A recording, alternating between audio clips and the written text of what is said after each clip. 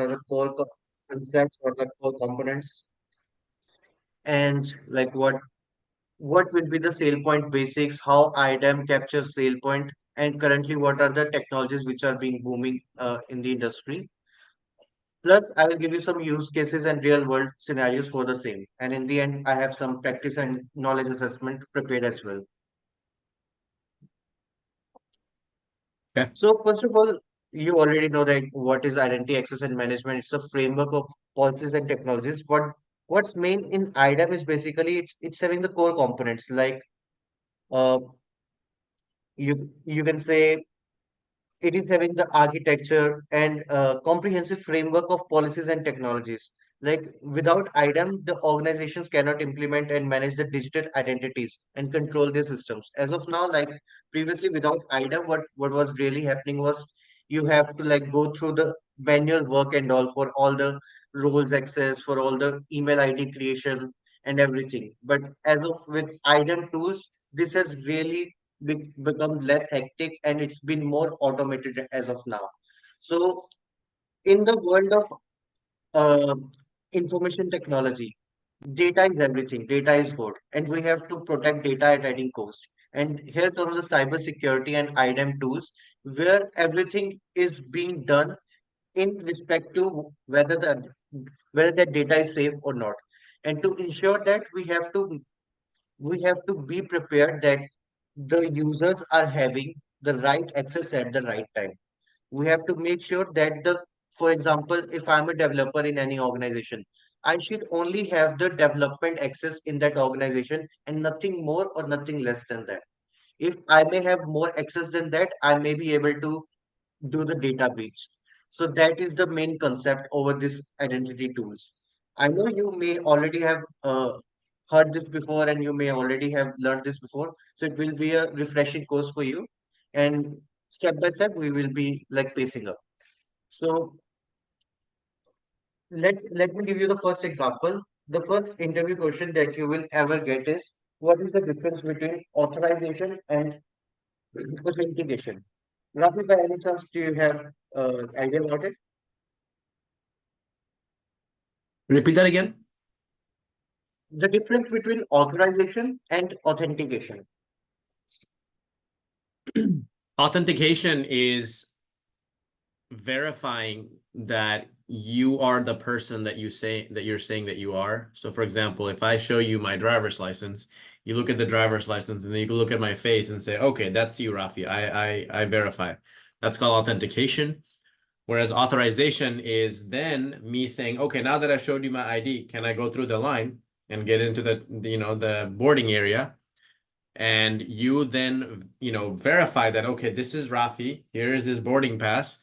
If I verified with his ID that he is who he is saying he is, okay, I'm going to let him through. So once I've entered, I have basically then authorized. So authorization is the process of granting access to a resource or an application. Great example, Rafi. Actually, this is my way of teaching. Like I do like to in between interact with everyone. So yeah, your example is very correct. So let me rephrase it for everyone. Like in authentication, we have to, for example, in case of Gmail login, when you are authenticating using your username and password, Gmail has to check its own database that this user exists. And once it gets the hit query that yes, this user is inside our directory, then you get authenticated to that application. So there are ways to Right. do that. Once you get username password, then you may be asked for multi-factor authentication, where you will be given some OTP.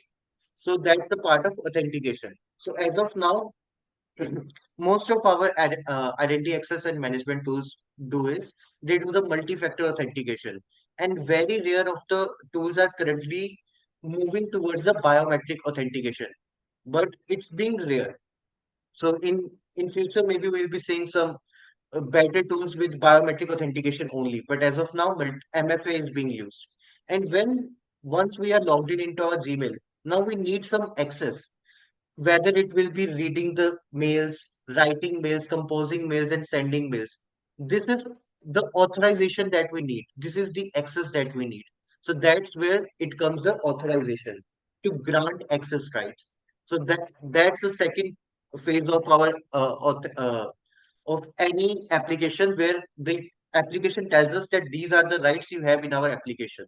Similarly, in any organization, a user may have some birthright accesses, which may be his email ID, employee ID, access to the website of that organization. And now, once he gets those, how he gets those authorization is by rules and everything. These rules are being provided by IDAM tools. So there is a chunks of code written in every IDAM tools which provides us rules. These rules assures that these are the accesses that we will get when we will get onboarded into the company. Any doubts or any queries you have in between? No. Great. Let me move on to the next one. So, as you already know that the key objectives of IDAM is making sure that the users are having the right access. We have to protect we have to protect sensitive data because, as I already told, data is everything in our information technology. And the third point is very important. Like these days, if you notice, most of the applications have their own way of handling authentication, authorization, rules, access. They are even having their own log system. So there might be one question like if a single application is single-handedly able to do all these things, then still why there is a need of identity access and management tool? So to answer that question, the third point gives you a great clarification that audit and compliance is the biggest thing that helps you any application to maintain the compliance. Even if any application is able to do everything that an IDAM can do, it still is not compliant because if you see the larger picture, any organization which is which is having like 10,000, 20,000 of employees have such a huge impact, there must be more there will be many auditing and compliance things going on in that organization, and manually a single organization cannot handle all of it. So that's where IDAM tools comes in because they have built-in audit and compliance functions. They have such a meticulously monitored systems. They log each and everything. Suppose you are now solution architect. So now you are at high risk of being data breaches. So your laptop will be highly sensitive to data breaches, and that's why you will be highly monitored and you will be given access accordingly. So each and every movement in your laptop will be monitored and logged. So that is being maintained by IDAM tool.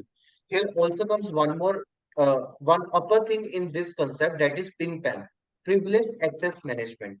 So that point is totally different and there are different tools for it as well. I can just give you a scenario that in privileged access management, what happens is the certain accounts, for example, admin accounts or the accounts which have some authority, which can actually do some reviews, which can like do something which can affect the organization. These are the accounts which will be handled in PIM-PAM. Like these will be under the privileged access management and they will be monitored. There may be video logs in that accounts as well. So that's how we are handling those accounts. And yes, we are improving our operational efficiency, as you already know. Previously, every work was being done manually, but as of now, we are moving towards everything automation. ChatGPT is there, which is there for our productivity. But similarly, IDAM tools help us to do the stuff like onboarding in the onboarding of an employee. There are some stuff like sending him emails of welcome, like welcome on board, complete those courses. These are all a workflow. This workflow is maintained using this IDAM tools. So, Mhm. so this real life example, let me give you using a whiteboard example. This will help you learn much better. Let's start from this employee.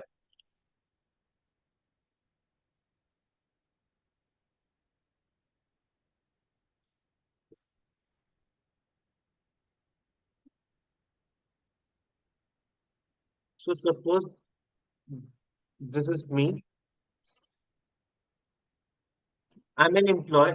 I'm just now interviewing for an organization. I cleared the interview. Now HR asked me for background verification. Mhm. This is our HR. They ask me some stuff about,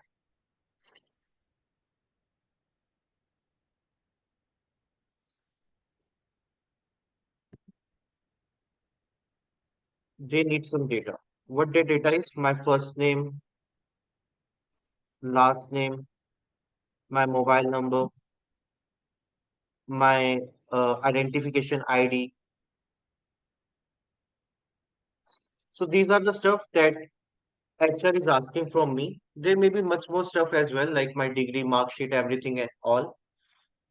Once they get that data from me in the forum form, it can be anything, whether they are taking it using any file or they have forms set up, and we provide this information to our HR. Now, what this HR does is, this HR put everything inside HRMS. What HRMS is? Human Resource Management System, which is nothing but basically all the data that HR receives for that organization. Now, all this data regarding every employee is available. Now, let me move it forward to it. This data is inside HRMS now.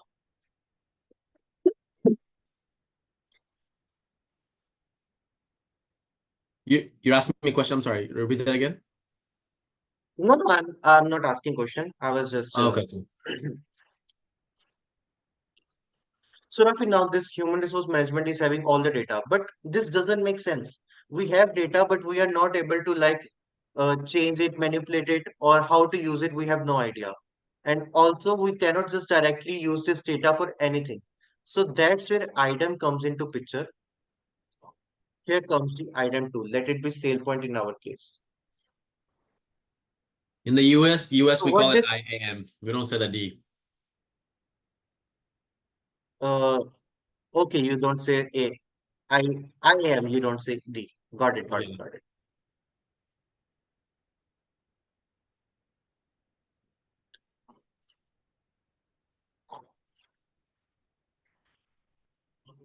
So in our case now, this all the data will be transferred to SailPoint. We can transfer it using anything, whether it is API or CSV files. So you are aware of APIs, I guess. CSV file is also nothing but comma separated values. So this will be provided by HR or the employees that are working for HRMS, and all this data will be transferred towards SailPoint. Now, what is happening over here in the SailPoint is, SailPoint is having its own database,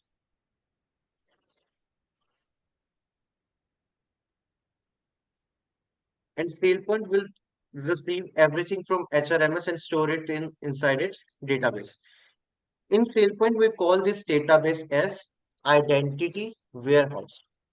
As reflected by its name, it is having all the identities of all the employees that are currently being onboarded in that organization.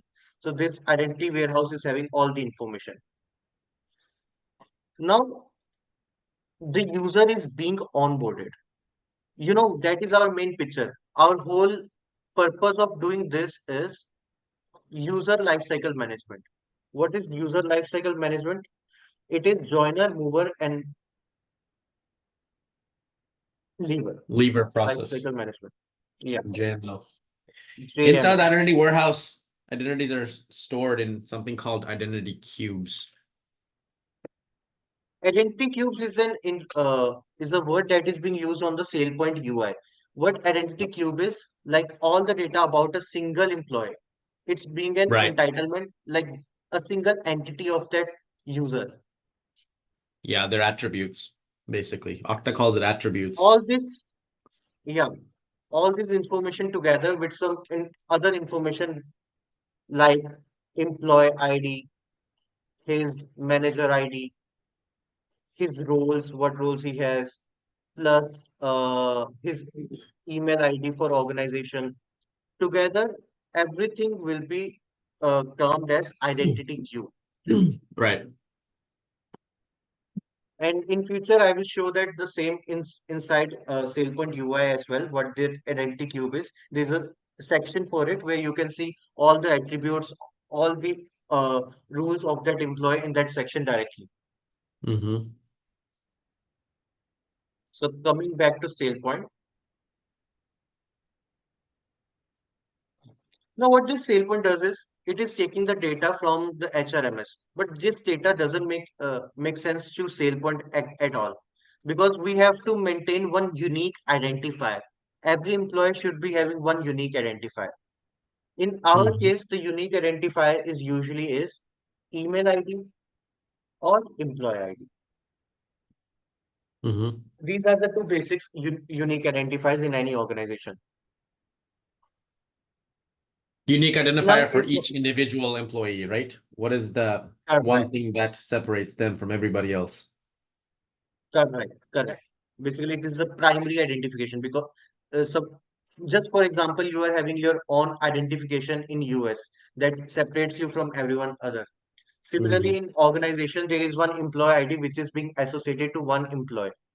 So even if there are multiple employees with the name as Kanish Pahal, Mm-hmm. still there will be only one employee ID allocated to me.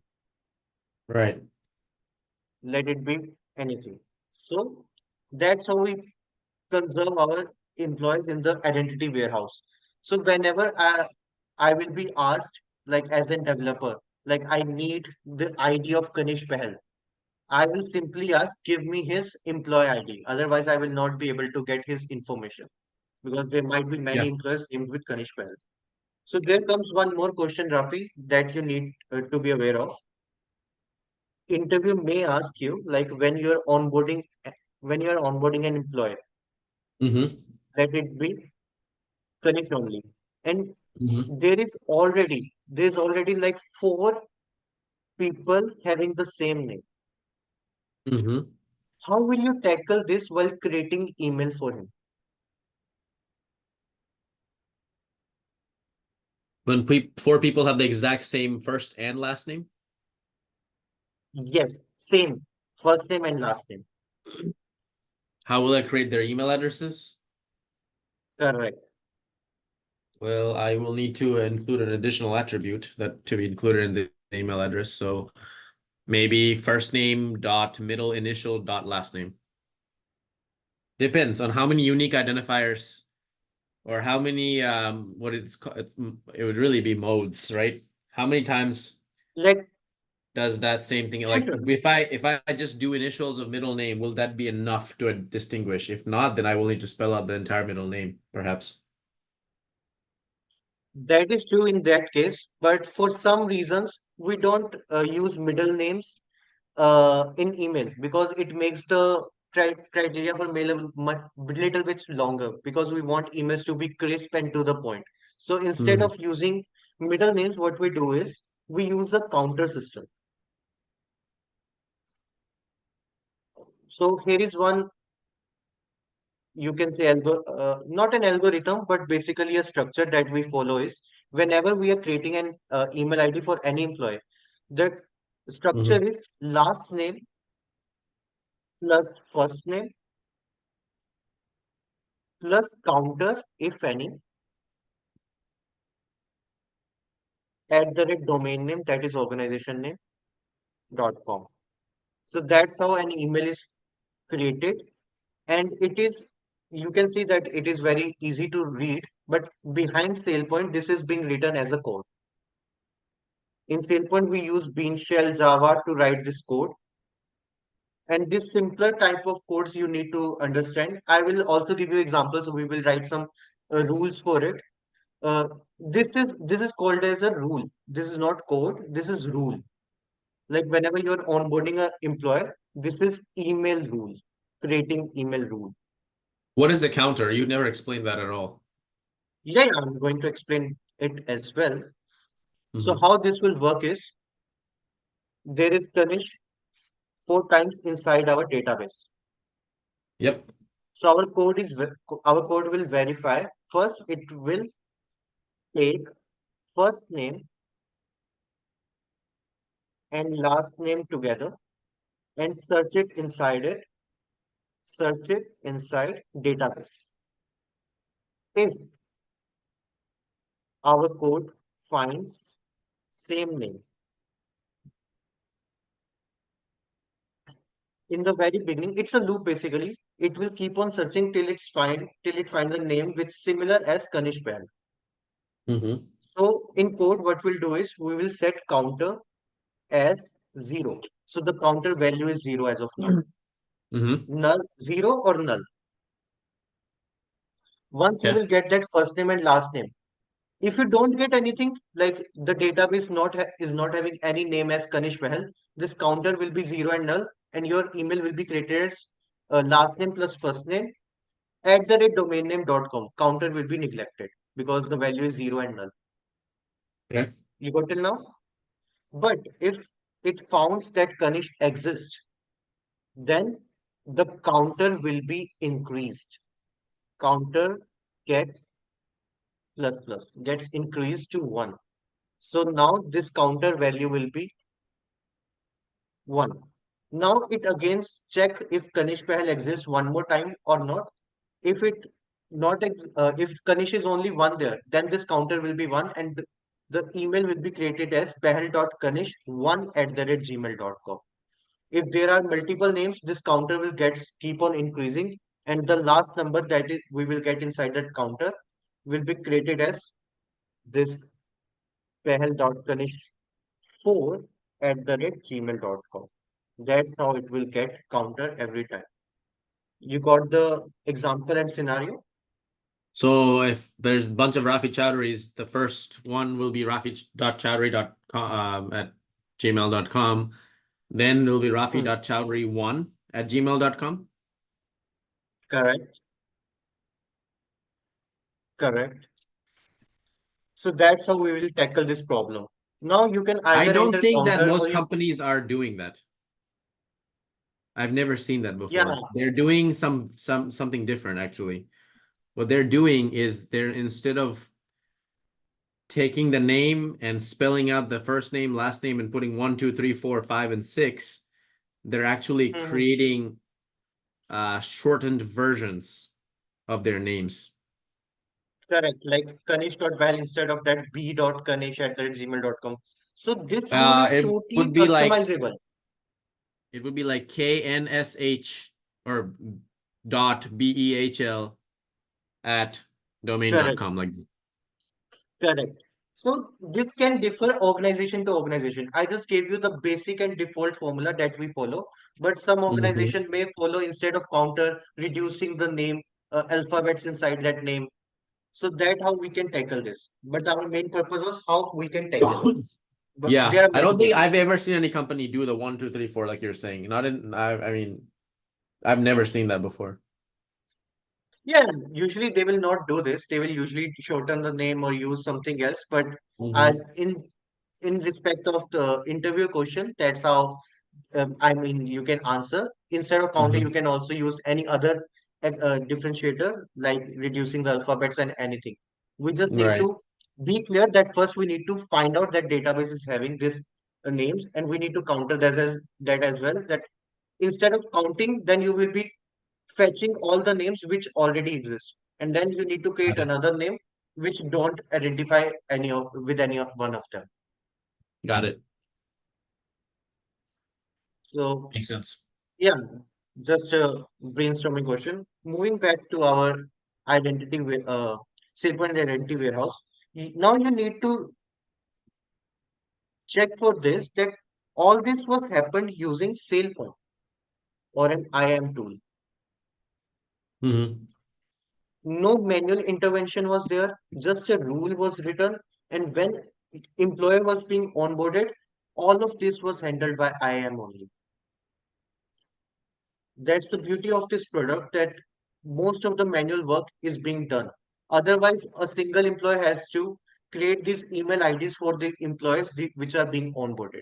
Now, not only this email rule, there is employee ID rule which follows the same criteria. You need to give a unique number to every employee. Then there comes one more rule that is correlation rule. If you haven't heard of it,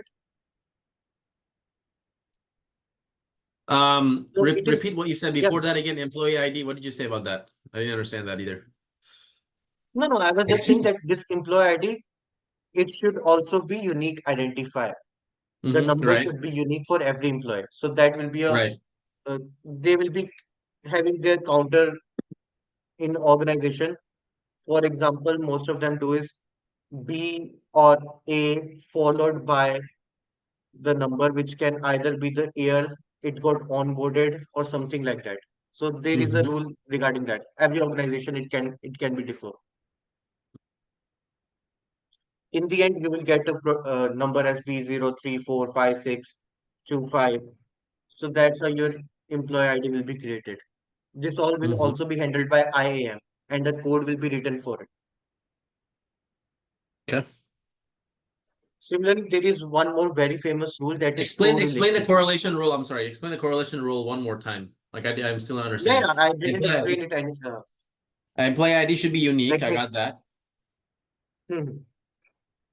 So Counter this and correlation rule is organization. nothing but whenever you are onboarding one employer, let it be Kanish is being onboarded. Yeah. Now he must have some manager. Suppose my manager here is Rafi. So I am somehow linked to Rafi. Kanish is being linked to Rafi. Now you have your own employee ID. I have my own employee ID. Yes. Right. How the organization may know that this Kanish is directly reporting to Rafi. And as you already know, employee ID is our unique identifier. So in this case, what IAM tools does is they relate, they basically merge these two IDs and sync the IDs together. There will be one portion which will be like manager ID. Inside that, like even I am getting onboarded, but still your ID will be used in my onboarding as well. Rafi's ID will be my manager's ID. So that's how Kanish and Rafi will be correlated. So this also will be this also is done by IAM only, and there is a rule that is nothing but code written for it. You got the bigger picture?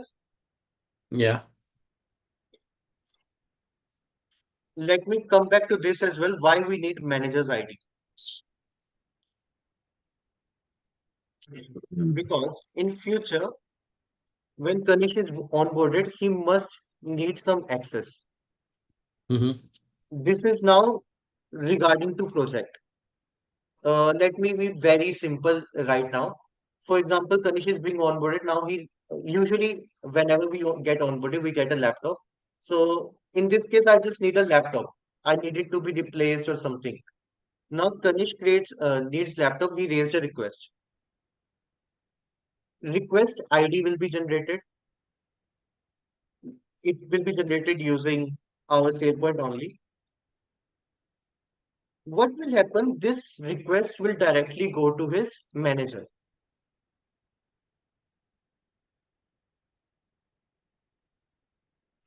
and my manager is Rafi. So you will get a notification that this Kanish guy has raised a request 34342, and he needs your approval for this request. So what you are nothing but L1 in our case. In IAM tools, any approval is being considered as L1, L2, L3, and so on. It may go up to L7 levels in some times, but most of the cases we go up to L3. So you are my direct manager. You will be asked for the approval. Now you will check in your track request option in SailPoint and see what is the request, when it was generated, and who raised this request. You will check, yes, Ganesh is working under me, and yes, he needs the laptop. You will approve the request, or you can reject with a reason. Reject with a reason that why you reject it. Once you approve, it will go to your manager, which will be like my skip manager. So your manager will, this is basically hierarchy, which we are following in any organization. So then L2 will approve or reject. And once it is being approved from both the managers, then it will go to the L3. You need to remember that L3 is not a manager, it's a group. It's a group of people. Let it be the finance team or IT team. These guys, like any one of them, like not everyone is available. These are higher people. Any one of them can see the request, approve or reject the request. Accordingly, if the finance is not approving, then they can reject. If they are approving, they will accept the request. Or the IT team, if they see that the laptop is not available, then they can also reject. So that's how in organization this workflow is used. We call this as approval workflow. This is the word So that you will hear a lot. not all approvals necessarily need to go past L1, right? If me as Mhm. a new employee, I need access to, I don't know, I need to get a mouse. I'm just using a silly Okay. example. I need a mouse for my laptop. Yeah, That approval definitely. can just be done by my manager. That doesn't need to go to the director and to the chief intelligence, security officer, right? There's no need for all that. Yes, Rafi, that's a very nice observation. And yes, that's how it does. Because there are priority basis. Not every approval needs L1, L2, and L3. These are Right. being done using the priority basis. If you are asking for an admin access, then it will go towards L1, L2, L3, and maybe L4. But if you're asking for just a mouse, then the L1 has the authority to approve this request, but L2 will be skipped, but it will still go to L3 to check if the mouse is available or the fine. If you're not asking for a $10,000 mouse, I'm just taking silly example as well. So that's the only thing. It will skip the L2 because IAM is here to save time for everyone. Otherwise, previously, if you want a mouse, you have to raise a request using your mail. You have to write a mail to your manager that I need this mouse. Can you please approve the request? And you take that mail to the IT team. Now everything is being monitored and being logged using IAM tool. So once you raise a request, there will be a timestamp on it that Kanish raised a request at this time to this person. This manager approved the request at this time, and then it got approved from the L2. So there is a whole coding behind it. The Mm-hmm. coding is basically like uh, all of the accesses or requests are being divided. Mm-hmm. Like they are in some umbrella, under some pool. So when you are raising request, which is targeted A1, that will be only taken towards L1 approval. If you're asking for A5, then it will target to L1, L2, and L3 approvals. So that's how it works. So I'm great that you noticed this thing and you asked the question. So that's how it actually works. We are not going to take everyone's time for a smaller requests. Right. Makes sense. So this question also you may be asked sometime that what is approval workflow and how it works and what is the basically approval workflow. There I just want to add one little thing that also is a very good question, that what happens when any manager rejects your request. So basically you will get one challenge period. In this challenge period, you can again raise a request and ask your manager that I actually need this laptop and this is the reason I need this laptop with some proofs that this is the requirement. Then you can challenge your manager that please approve the request. Then manager can review those proofs or the requirements and he may approve the request. Otherwise, he can again reject the request that you already have a laptop or whatever the case. So this challenge period is in between when you reject a request. So yeah, let's move in PPT as well. The challenge period basically is like when they reject it, right? Like let's just say Yeah, L1 approves, L2 rejects, right? Then what happens is what? correct. The it goes to L3 as hey, L2 rejected. If L2 rejects, then it will be directly rejected. You may see the reason why it got rejected. And according to organization, you may get a challenge period as well. you can re-raise the request with some proofs or credentials that yes, I need this request because L1 already approved it. Then most of the cases L2 will never reject the request because this is the main guy in our picture. If L1 is already approving it, L2 usually don't even check what is the request because these are high people like vice president, these kind of people are L2. So they will just check, yes, L1 has already approved, they will just directly approve it. But in your case, if he somehow rejects the request, then according to their hierarchy and position, I suppose they will directly get withdrawn. The request will be withdrawn, or maybe you get a challenge period according to the coding which has been done behind it. So it is like flexible. Organization to organization, it depends. Yeah. I know it's not a direct answer because it is flexible for every organization. So we cannot actually assume anything in L2's approval.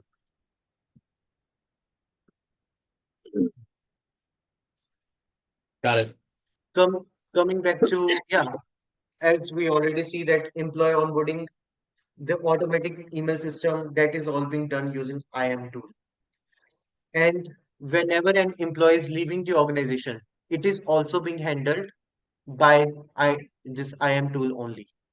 You know what is the main reason leaving is also important in IAM?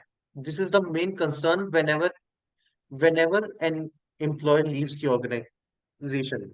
His account is basically disabled. Now these accounts before getting disabled are the major risk of organization for a security breach because these accounts who are going to leave the organization is being targeted by cyber criminals. And if we don't disable the accounts immediately after they leave our organization, this may be very dangerous to any organization. So whenever an employee, you may have noticed whenever any employee just leaves the organization immediately within like 5 to 10 minutes, his account gets blocked. He don't have access to his mails and everything. This is because IAM tools take these accounts very seriously. And whenever an account is being leaving, they will just disable that account. Now here also comes two type of deprovisioning basically. Deprovisioning is basically disabling the account or deleting the account. There are two types, which is soft delete and hard delete. By any chance, you know the difference? Um, I mean, everything you're telling me here, these are concepts I'm very familiar with. It's just I don't know the terminology for SailPoint. But the soft delete would be like in Okta terms.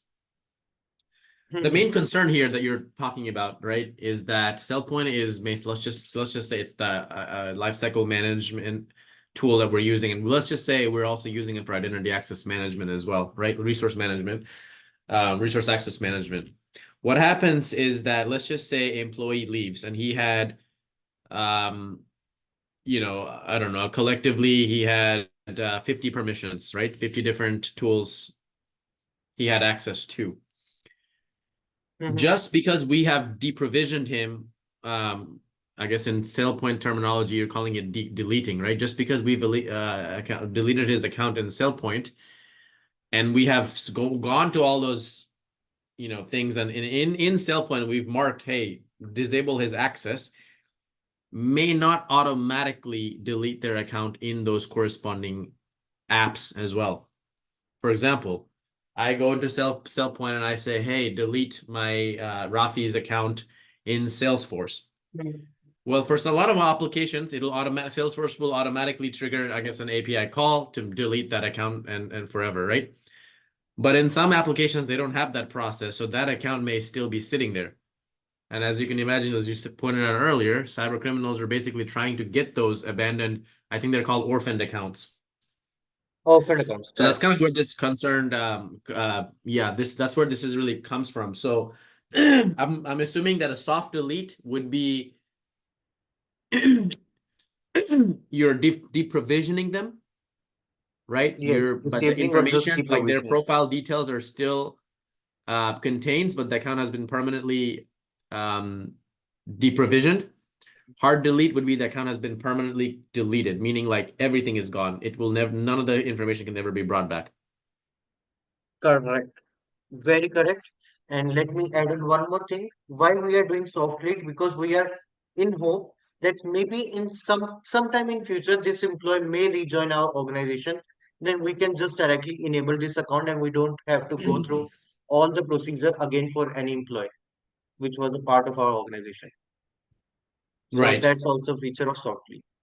Okay, So let me yeah, ask you a question. So in SailPoint, let's just say employee is gonna go on maternity leave for a year.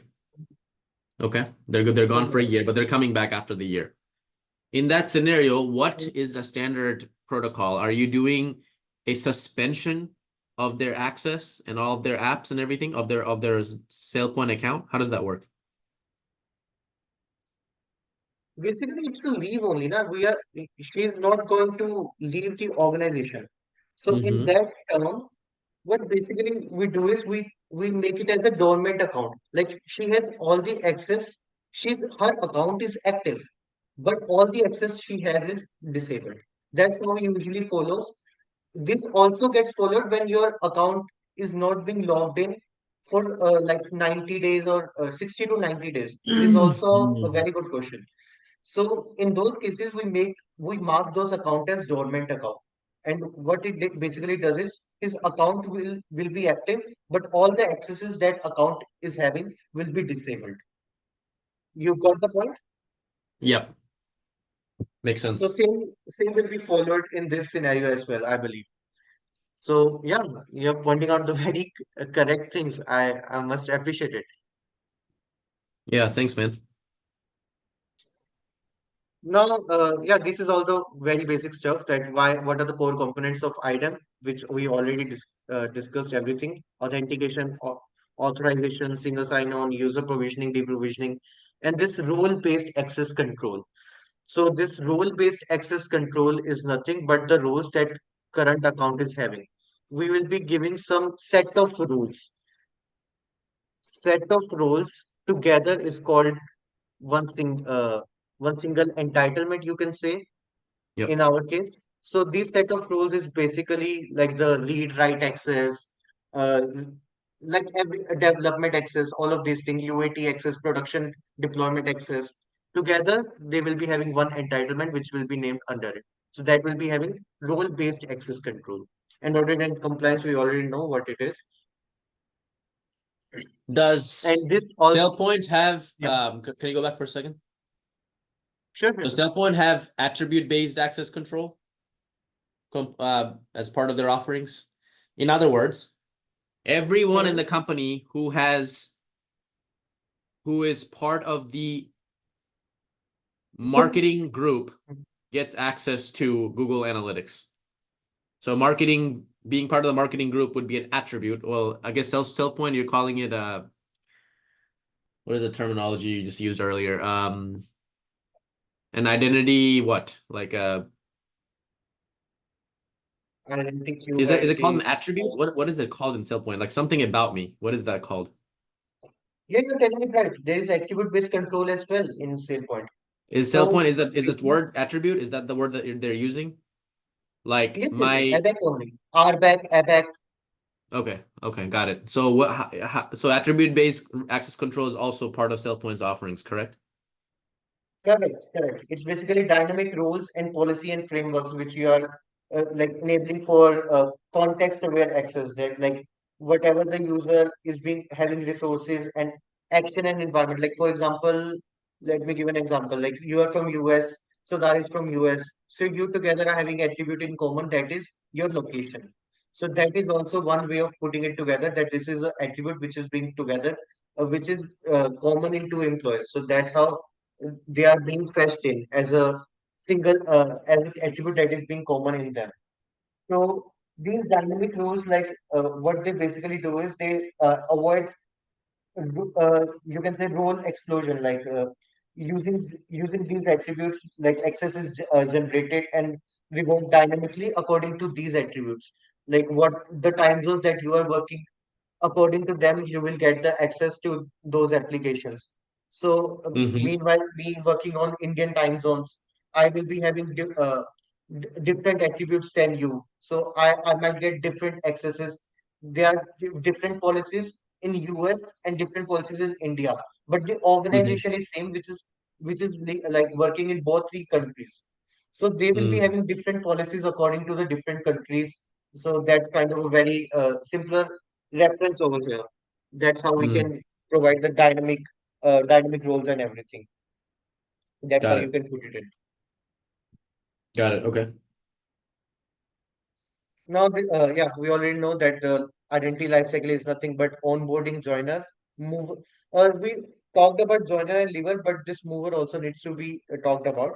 So, mover is Okay. basically you are working into the finance team, and suddenly you got the IAM certification, you got into SailPoint, and now you want to move your from finance department to IAM department. So that will be a Mm-hmm. change of department happening while you are working in the organization. This is the Mm-hmm. journey when you are inside an organization and you're having any change, any minor change, whether it is email change, your name got changed, or you're changing your department, all will be handled inside this mover life cycle in SailPoint Mm-hmm. as well. So all these changes will be recorded and logged inside it. And join and leaver is basically the same, joining and leaving the organization. All right. Got it. Now, just a little observation about the tools that are currently being used. So I hope you already know what is cloud-based and on-premise application. If not, I can have a quick word. Yeah. SailPoint IIQ, which is the one we're learning right now, is an on-prem application, meaning it needs to be installed on premises at a Hmm, company. So correct, once you install it on-prem, then there's a SailPoint UI as well, which you can use, Tomcat server is how I did it to connect with it. So you can access the UI online through a port, I guess. And then on-prem is, correct, our cloud base is, like Okta. Okta is a cloud-based solution. Everything in Okta is on the cloud. You do not need to have anything on-prem. correct. So basically, the thing you are missing is that is actually whenever you are having any on-prem application, the options for customizations are unlimited. But whenever you're working on a cloud application, you cannot customize anything. But like the same product that company will provide you, do you have to use it directly? When you come to a on-prem application, for example, SailPoint IIQ. I hope you know that SailPoint currently have two versions. One is IIQ, Identity IQ, and second one is IAN, Identity Net. So IDN and IIQ. IIQ is on-prem and IDN is cloud-based. When it comes to IIQ, you can customize connectors, you can customize your UI interface, you can customize the roles behind it, you can customize rules. Like everything is customized is a customizable. You can create your own event handlers and all. But when we work on IDN, which is like cloud-based, there is not much customization. And also you need to notice that IDN, SailPoint IDN is looking forward for a solution. Like in future, they are opting that there should be no customization at all. Like it should be all inside the product, and you should not do any customization. Whereas in IIQ, you are able, like you would say that the product is same. If you ever work in any organization, so you will notice one simple thing that in IIQ, when you work on your laptop, the UI will be the default. Similarly, I'm saying for What the will be the default? I'm sorry, what will be the default? default UI, user interface, the default attributes, like whenever you are onboarding employee, there must be some set of attributes. It can be Yeah. last and first name, like there are 10 to 12 attributes there. But you can customize those. Instead of display name, you can change it to full name. Like it is according to your wish, your organization wish, how you want to put that name to the attribute. Right. But so these kind of also the UI will be different. You can change the UI color, the tiles that are on the user interface. You can customize everything in the on-premise.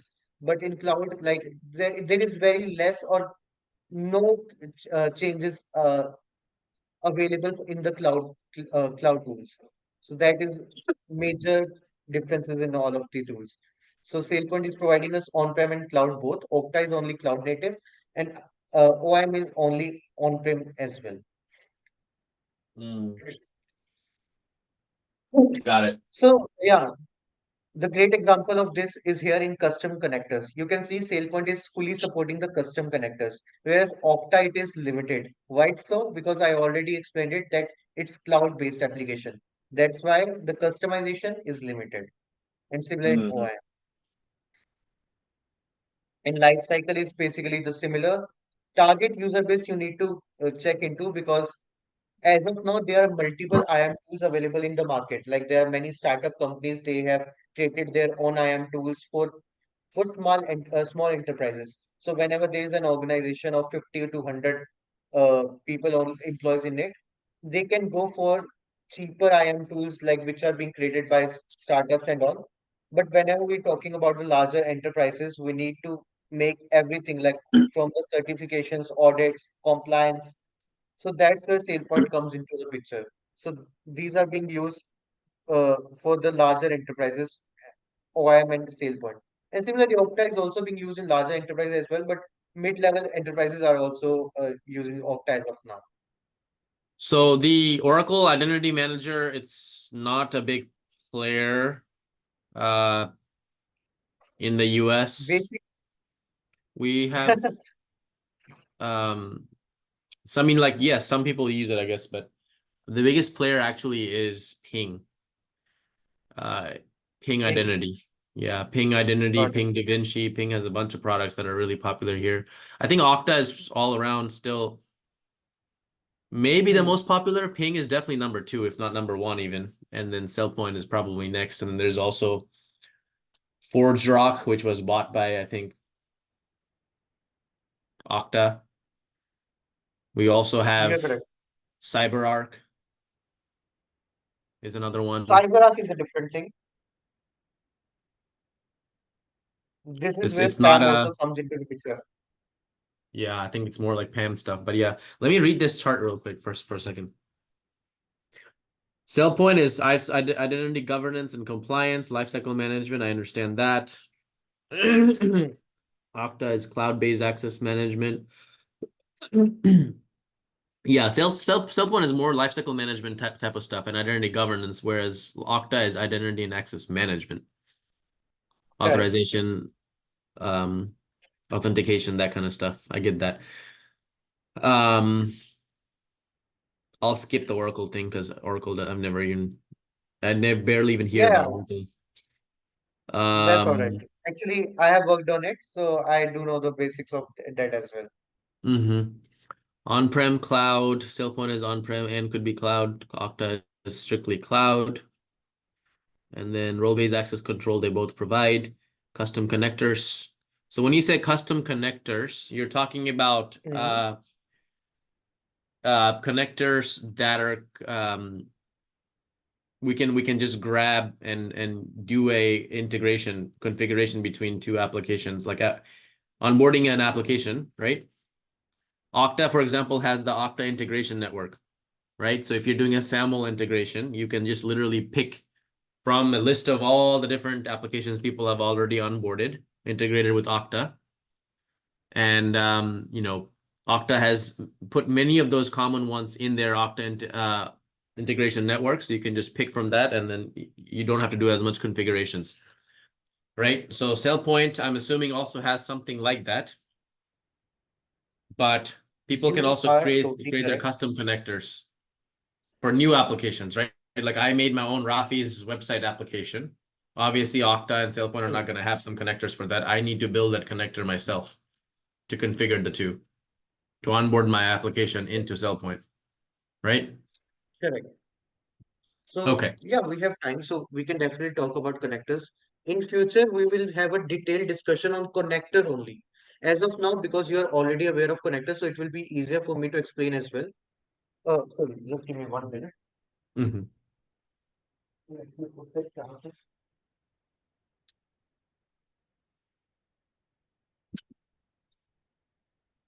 Yeah. Mm-hmm. Go ahead, I'm So listening. basically, whenever you need to onboard any application, this is the first thing that comes into the picture. You cannot directly ask the application owner to just onboard its employees into the SailPoint. You need some connectivity. So, as Mm-hmm. implicated by its name, it's a connector. And what it actually does is it reads the data from the application, it transfers the data, it may Mm-hmm. manipulate the data as well. Okay. Just like APIs. So, it's an intermediator. Mm-hmm. So, it is Right. synchronizing. Like there are a lot of stuff going on inside a connector. It is certifying whether the user is right. It is checking behind the active directories if it already exists. It is also synchronizing those accounts inside the SailPoint as well. And similarly, Okta or any IAM tools, there are some built-in connectors. And what we call those connectors are out of the box. You may have heard the term out of the box connectors. Yeah. And yes, for example, Salesforce, Jira, ServiceNow, Active Directory, JDBC, REST API, CSV, or here we call it as flat file. These are just some examples, but yeah, here also you will get a drop-down menu where you can select all of the out-of-the-box connectors which are available or built-in inside SailPoint. So you will just grab that connector and accordingly you will insert the details that are required in that connector. And uh, and Rafi, you must know that whenever we are going to onboard application, for example, I'm going to onboard this Active Directory, then I have to first gather the information about that application. That phase we call it as requirement gathering. You do that a lot, so you will be very much familiar to it. In this requirement gathering phase, we will get to know about the application, what it actually is, what it does. Is it a legacy software or it is a uh, modern software? Legacy softwares are basically just the way you told me that there might be some applications like you created your own application, but it is just a smaller application that is being created by you. It is not being used like all over the globe. So we cannot consider it as a global application. So that's why it is a legacy application that is being used inside your organization only. So the chances are the connector for that your application, Rafi's application, is not available inside any of the IAM tool. So you have to find out your own way to integrate that application with the SailPoint. That's when custom connectors come into the picture. This is basically you have to customize a connector or you have to create a connector from the scratch. Connector creation. So there are multiple ways of doing this because in today's world, you need to observe this that any application, whether it is outdated, whether it is the newest application, every application has its own API. Like somehow they are doing their work, right? Like whenever they are fetching the roles, fetching the employee, sorry, fetching employees as well, they are using APIs for it, Mm-hmm. which is doing the stuff for them. So these APIs we will be targeting. We will connect our custom connectors and write the codes which are integrated with these APIs of that application, which for which we directly don't have the out of the box connector. So we will Mm-hmm. integrate its API, use it inside our connector, write the code, and that's how by doing the customization we will be able to fetch that that random applications data inside SailPoint using the APIs and custom connectors. So we have to write the connectors for it. So whenever you're Mhm. going forward for any interview, they will directly ask you like, do you know about the custom connectors? Have you created one? So it sounds like all flashy and all like, oh my God, what is custom connectors? How can I create it? It is nothing. You are just customizing a pre-written connector, or you may have to write a connector using the APIs, because every Mhm. application has its own APIs, and you just need to use those APIs to integrate with your SailPoint. Mhm. So Makes that's how sense. these custom connectors work. And yeah, there is some other information as well, like the host name, domain name, the IP addresses, all of these information you need to uh, gather during the requirement gathering process. Similarly, for any of the out of the box connector as well. Like, for example, whenever you are doing requirement gathering for Active Directory, now you don't have to do coding or anything, or you have to like work on any API or something. You directly get the APIs from the application. You put it down the IP address, like where I'm getting from it, 10 dot anything, and you get the application owner name, the APIs, put all those information into that connector space. So here, one thing to notice, I will also show it when we will be working on SailPoint as well, that every out of the box connector has its own page. Like there will be drop down menu. Once you select any of the connector, the user interface will get changed according to that connector. So they have created like multiple web pages according to the connectors. So whenever you select the Salesforce, you might see some details which you may not see while selecting the Active Directory connector. So that's how it works. Different details for different connectors. They have already done the coding. We just need to fill out the details. But only for the applications we don't have direct connectors, we need to write the custom connectors. That's basically all a Uh, business analyst is really doing, right? It's just talking between the application owner and the application, the app owner and the business that's looking to or yeah, onboard the application, right? And basically just gathering all those details like, hey, which protocol are you using? What are the APIs? What is correct. that? Login URL, logger URL, ACS URL, blah blah blah. How many Yeah. users are in there? What just that. That's How really many the active bulk of count? their work, really, right? Yes, They're that just is a main gathering work those of details and theirs. communicating all those details to the SailPoint engineer, gathering the information from them, going back to the business, the application owner, and taking the URLs back and forth, that kind of stuff, for the most part, is basically bulk of their work, right? Right. And And let me just supporting that tell you here. onboarding process. Yeah. This is an easy Basically, job, honestly. I'm just realizing now. It's a very easy job. yeah, this requirement, this architect thing is like easy. Like you just need to gather all the information and just give it to the developer. But it's in my case, Rafi, what I have to do is this requirement gathering is also being done by me. Then I have to create a connectivity as well. If there is any customization, I have to do it. Then I need to write the rules for it. Then again, going back, I have to integrate this application myself. So here, like from beginning to ending, every work is being done by me and my team. So it's kind of a hell lot of work when they combine it together and give it to a single employee. But when Are you you have the teams for technical lead? everything, yes, I'm the technical lead. You don't have a business analyst that you work with? Yeah, I do have. I have I have two people under me who are like working Do for you this. have an architect or you are also the architect?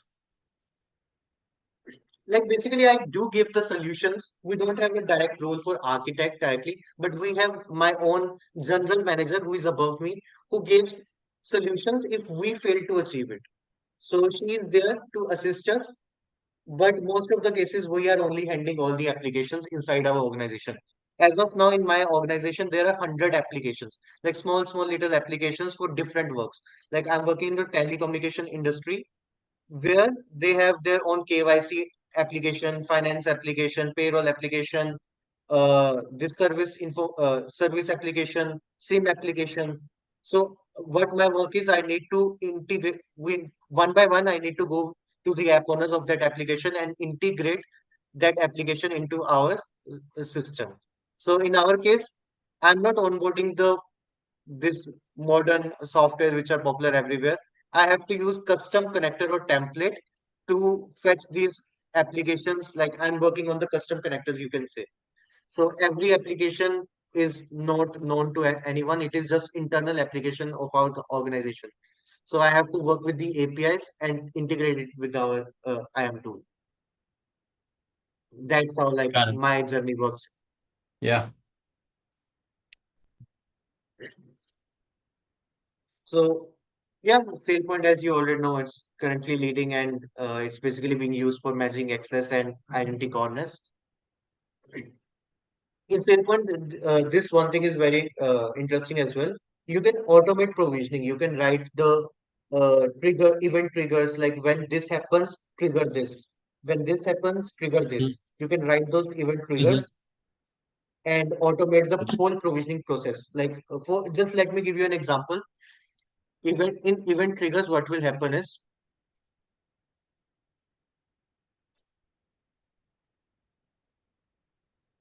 I got an onboarded.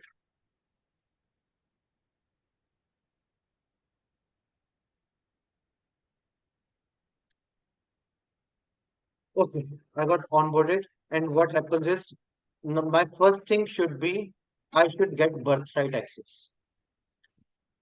Birthright access is nothing employee ID, accesses, and the email ID. This should be triggered immediately when I'm getting onboarded inside the organization. This will be handled by the IAM tool. They will give me the birthright access. Once I get birthright access, there should be some automated mails like welcome on board, complete our courses, like the very beginning courses about the organization, COC code of conducts, complete those.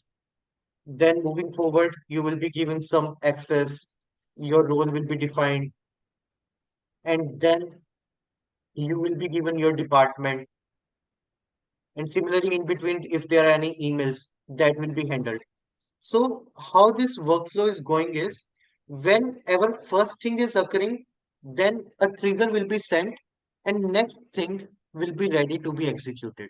Once it is done, then event trigger will be there and next event will be executed. So that how the workflow will go.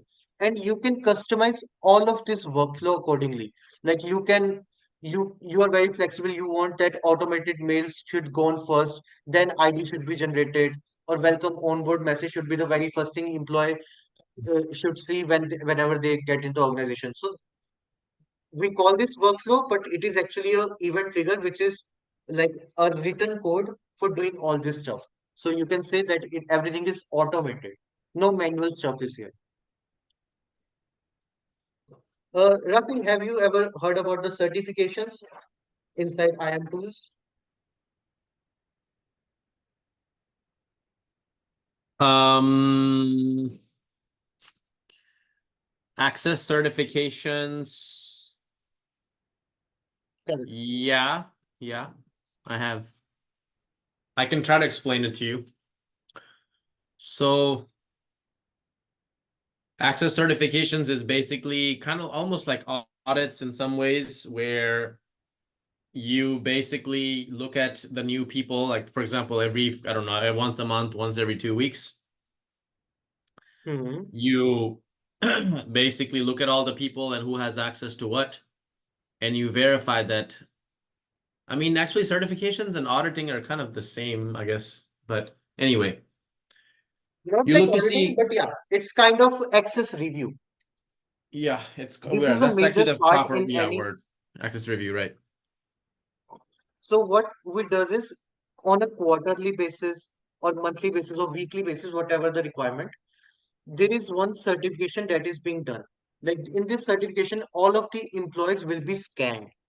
So they will be scanned for basically to check what accesses they are having right now. For example, I am a developer and I am having access access to payroll. Just a very wild example, just to accomplish my goal. I somehow got the access to payroll application, which I don't need. So this will be highlighted when this scanning will be done inside the certifications. So this access review will highlight this thing to my manager, that you were my manager. You will get a notification that after we done the certification on Kanish employee, we found out that he is having access which was not required by him. There's a term for this. What is the term again? Mhm. You can tell me, I A am not getting that down. violation, Policy violation. policy violation. Yeah. Or if there is So, a toxic combination, mhm. right? Like same person can generate invoice and also pay the invoice. They have both of those entitlements. That will Correct. generate a policy violation as well, which is going to show up on their dashboard, actually, on the manager's or Yes, SailPoint admin's dashboard. it will be flagged. For example, I'm a dev. So in my case only, the organization where I work, we have two environments. One is UAT, which is basically the testing environment. Second one is the production. So I have read and write access to the UAT environment. Like all of the development that I'm going to do, whether it is coding, like whatever we're going to do in the production, first we have to test in the UAT environment. There I have read and write access, but in production, I don't have access because I know how to change anything. I know how to code. I can change anything inside the production. That's why I only have the access in the UAT environment. In production, they have people like managers who know nothing about the coding and all. Like you can ignore this stuff, but some associates or some other people who will be having the access to the production. So after my testing is done, I will go to these people and tell them that yes, my code is ready to be deployed to the production. So now these people will deploy my code. I will provide them documentation that this is the steps that you need to follow. So these guys will do everything according to the documentation, and they will do no customization at all. Similarly, these guys have access to production but don't have access to the UAT.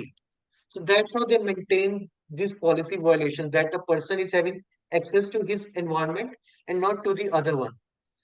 And similarly, you gave the example that is also considered.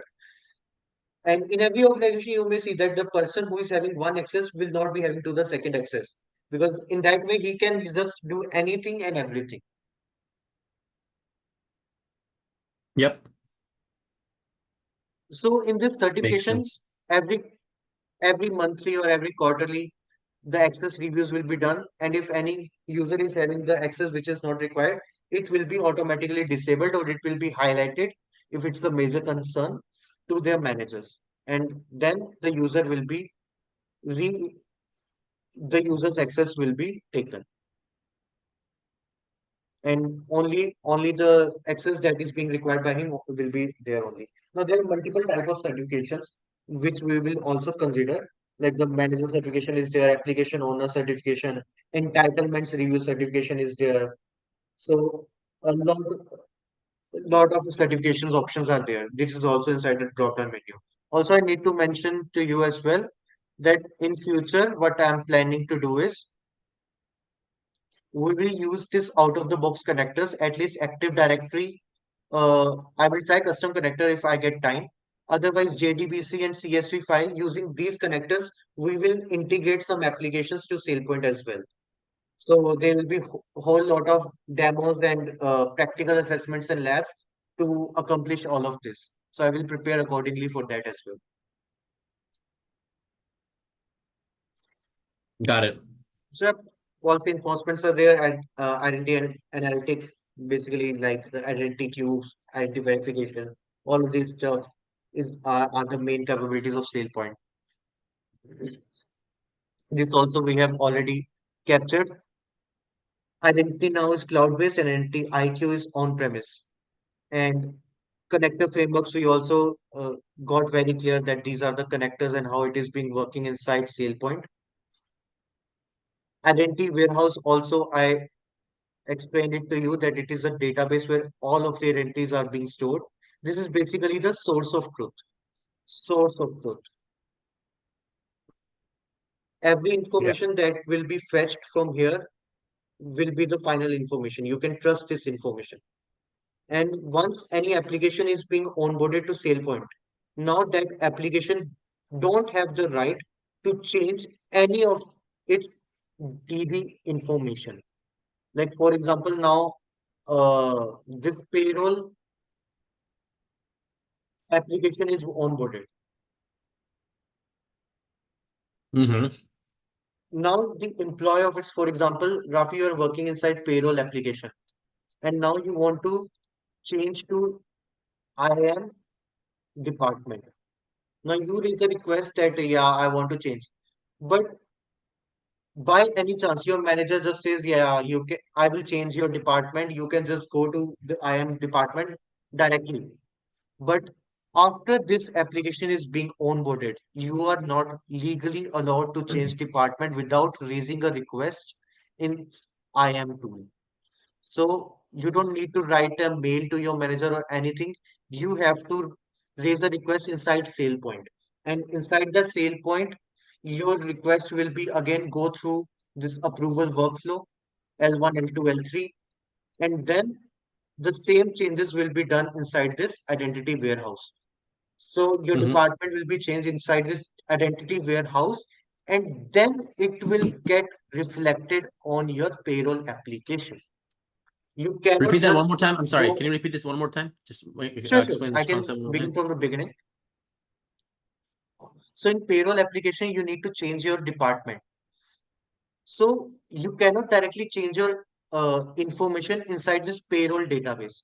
Like every application is having its own DB. You need to consider this as well.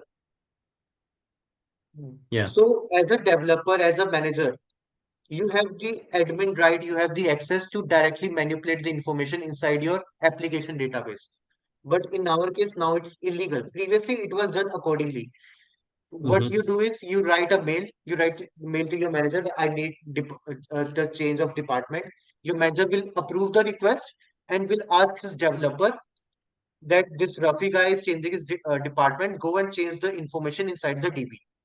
Mm-hmm. But after introducing IAM tool, this will no longer be the scenario. Now, this application, Rafi will be raising a request inside SailPoint, not in payroll application. You will raise the request for department changes SailPoint, then it will go towards this approval workflow, the similar To workflow update you followed for laptop. to update the information in the database of that person. Yes, Is that what we're also trying to the do here? update to, yes, that's what we're going to do right here. Like I'm the The owner approvals will of, be let's there. just say I'm the owner of um what's a good example? You can take any. Trying to think of an example. A good example would be like I don't know, Lucid Chart. I own Lucid Chart. I'm the application owner. Correct. And Rafi's name in my application Lucid Chart, he wants to change it to Nasmus, his Hmm. legal first name. I can't just go Got it. into the database and just update the name because the source of truth that's pulling that name for me is actually coming from the identity Hmm. warehouse, which is, I don't know, could be Active Correct. Directory or um, Correct. Workday, whatever. So in order Hmm. for me to update Rafi's name, I need to I need to submit a update request, Correct. Inside SailPoint. which in SailPoint, which will go to the request will go through that approval process from the manager. So L1, my manager will get L2, and some L3. type of notification saying, "Hey, I want to update Rafi's name, blah blah blah. Here's the Hmm. reason why." The manager will approve. Correct.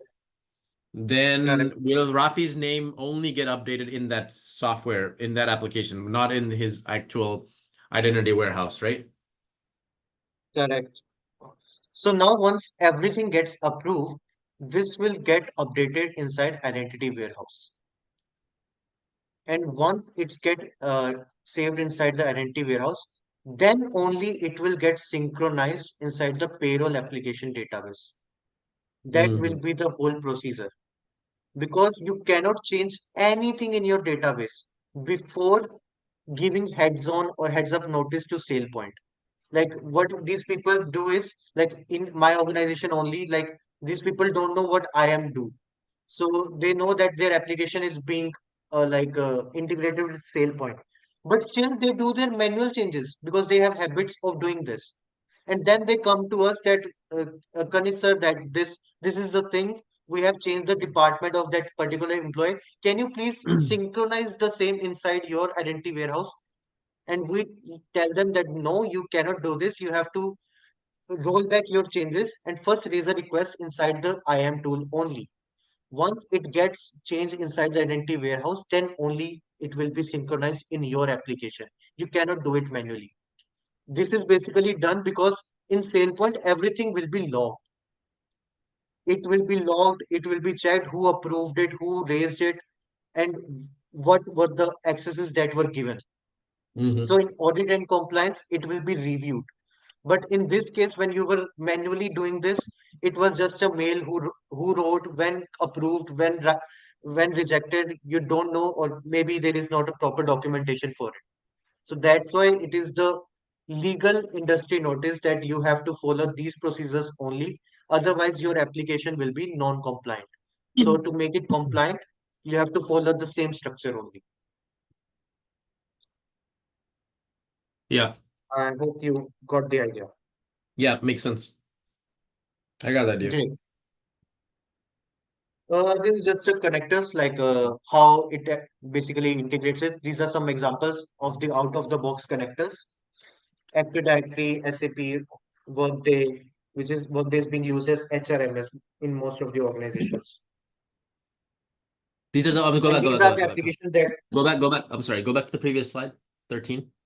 yeah, Okay, how SailPoint connects to systems, uses connectors to integrate with Active Directory. What does SAP stand for again? That's the Oracle product, right? What is SAP? yeah. I need to check what is that. One second. I've Just heard of one it second. before, but I don't know what it stands for. Oracle database, Workday, Office 365, Google Suite, I'm sure.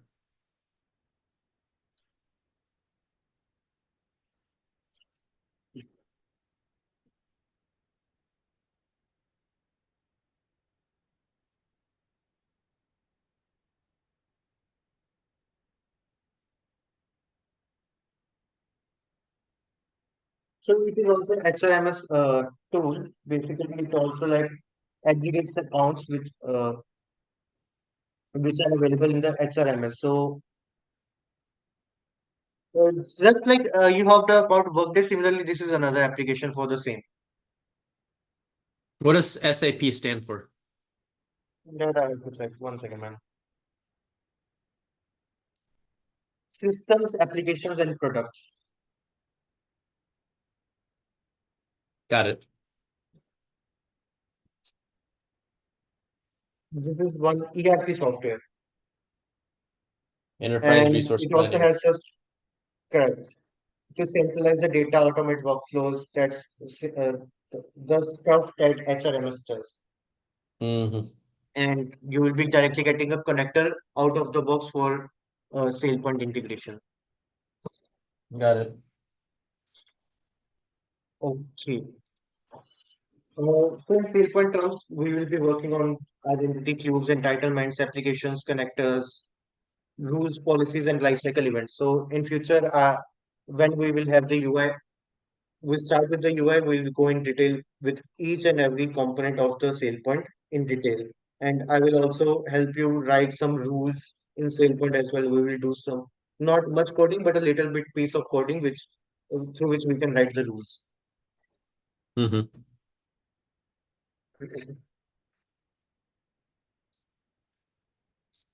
These are some of the sample use cases like automating it or provisioning the new employee who joins, which we already covered, and access review process.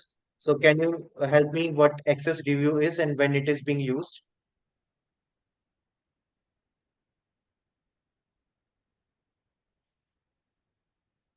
Um,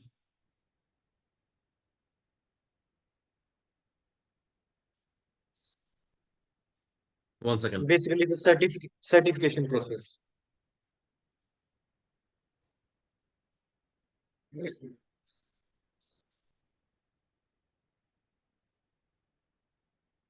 Okay, so access reviews, yeah, basically some type of periodic review of every single employee and their access to different resources throughout the organization to make sure that still, as of this moment, the right person has access to the right resources for the right reasons at the right time.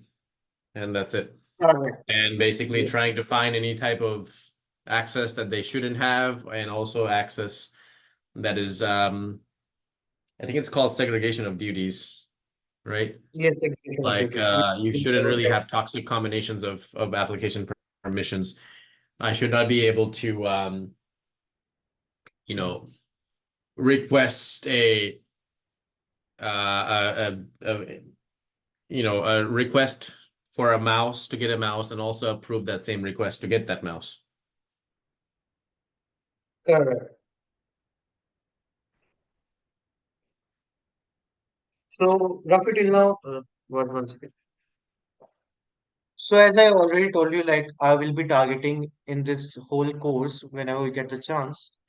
We will be creating identities. We will be synchronizing those identities into the identity warehouse. I will try to onboard some applications with you. For example, Active Directories, JDBC, REST APIs, and flat file as well. We'll be Okay. writing rules as well. And certification campaigns will be a longer picture, but I will try to do that as well if we get enough time. Certification what? So yeah, certification, these access reviews, we have to set those certifications as well, right? Yeah. This is regarding the sale point inside stuff certification, not outside certifications. Okay, gotcha. So I will try to get as much hands-on as we can get inside SailPoint, because then only we'll be able to understand how the SailPoint tool will actually work. Instead of just talking about the theory, today I was targeting theory only, so we are on the same page. We know what we are going to do, and after this, we can directly move into the practical stuff. And one by one, I will try to explain all of these uh, terms one at a time. When we go to check the identity queue, we will do the customization. I will show you the debug page. I will also show you the UI customization page where you can customize the attributes that I told you, which can be these these attributes. One second. When you are putting this data into SailPoint, how you want to manipulate this data. We call this transformation. Like this mobile number, I want to store it with +91 if it's in India. If in US it will be different. I'm sorry, I don't know. So so that kind of transformation is being done to the data while getting fresh inside SailPoint. So that's also we have to write transformation rules for it. So all this stuff I will try to capture inside this course, and will make sure that you, after this course, you are ready to onboard application. You know the basic stuff. You can explain SailPoint to anyone. And even if you ask to write a custom character, you are very confident that you can do it. And you will be like actually working on the SailPoint stuff, which you will either not be comfortable with. So that will be my total goal in this whole scenario. So I was Right. planning for the installation overview next time, but you already said that it's being installed. Yeah. So we can skip this one. But for Siddharth, I will be installing this setup in his laptop as well. So Right. maybe I will do that with him. For you, I can directly skip it. Yeah, because I mean, most organizations, we're not gonna have to do that unless I'm an engineer and they're just now starting with SailPoint. There's really, no practical value of knowing that for me right at this moment, especially as a business analyst. Correct, correct. You're definitely correct. No one will ask you that how to do the installation. It's just Hmm. for the basic understanding. If you want to, you can. Otherwise, there is no requirement. So, Got it. yeah, that was the presentation that I have prepared. You can ask me any doubts, and you can. recommend me anything if something was missed or something you don't understand or anything you want to say to me that I can change. Nope, I'm good, man. Thank you so much. I got the idea. Okay. So in the end, I have just knowledge assessment. If you want to give, you can. It's your wish. Okay, I have cool, man. prepared one. Um, yeah, go ahead. Go ahead. Let's do it. Okay, let's do this one then. Which of the You following can best read and you describes can answer. IAM? C. What does RBAC stand Correct. for? Role-based access control. Let's go to the next page. Yes. Which of these is an example of identity provider? Uh, I guess Oracle DB and SAP both. No, no, wait. Identity provider. I'm sorry. Correct. Provider. Active Yes. Directory. Active Directory. Correct. Correct. What's the That primary is the person? use. Yeah, what's the primary purpose of provisioning in IAM? Deleting, reporting user access log, granting access to applications and systems running. C, granting access to applications Correct. and systems. Next. What is the Good primary job. okay. Which IAM lifecycle stage involves removing access after a user leaves the organization? It's called a leaver. Correct. Segregation of duties, what is that? Segregation Correct. of duties is, yeah, the thing. Which of the Correct. following is an example of authentication factor? Um,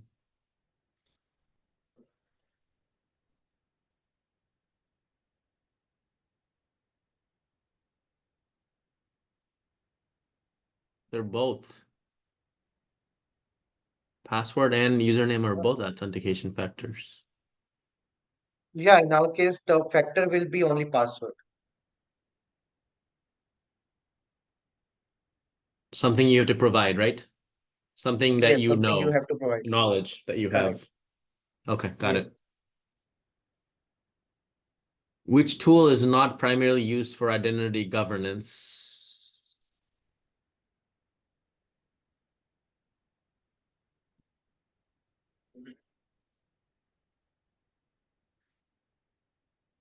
Probably Okta. Not primarily used. Identity Ident governance? Probably, I don't, yeah. Basically, SailPoint is governing also like identity. identity governance tool only. Okta is also provide this. Or Oracle is also identity governance tool. This I guess Workday is Workday is not. This is just an identity provider. HRMS. Correct. Okay. Which best defines access certifications in SailPoint? B. Correct. Which standard protocol Last is one. used for federated SSO? Um, SMTP. No, no, no. I'm sorry. I'm sorry. What am I saying? SAML. Federated. SAML. Correct. Correct. Security Assertion Markup Language. Correct. So yeah, that's all, Rafi, from my side. All right, brother. Thanks, man. Thank you so much. Look forward to the next class. We'll keep going, tugging along as much as I can, especially weekends. If you can be available for me, we can knock out at least 2, 3 hours of this in the weekends. Why not? Definitely. I will keep it ready. All So right, just cool. give me heads on. So actually, I like to prepare before, as you can see, like I prepare PPT for this as well. Hmm. So I will try to make it as much clearer and to the point next time as well, so you Sure. can understand it better. Okay, cool. Thanks, man. Thank you. All right. All Thank you. right, Thank talk to you you. soon. Thanks, man. Bye. Bye.